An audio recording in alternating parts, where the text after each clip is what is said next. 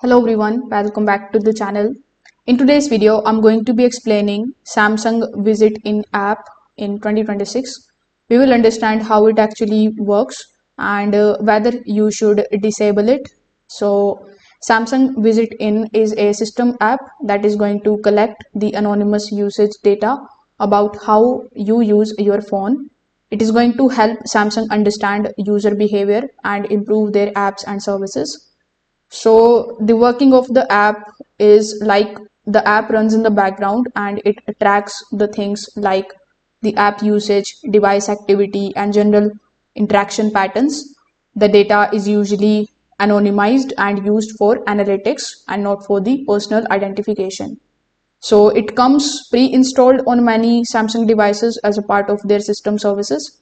Its main purpose is to improve user experience by analyzing how the features are used.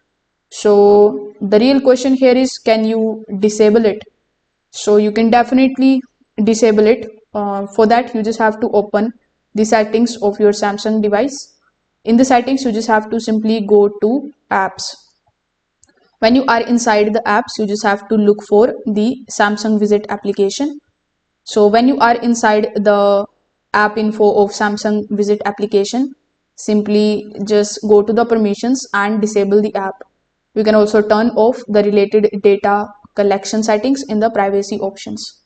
So you should disable it if you care about privacy and you don't want background tracking. But if you are okay with helping improve Samsung services, you can leave it enabled. So if this video helped you understand the Samsung Visit in app better, make sure that you like this video and subscribe to the channel. Thanks for watching.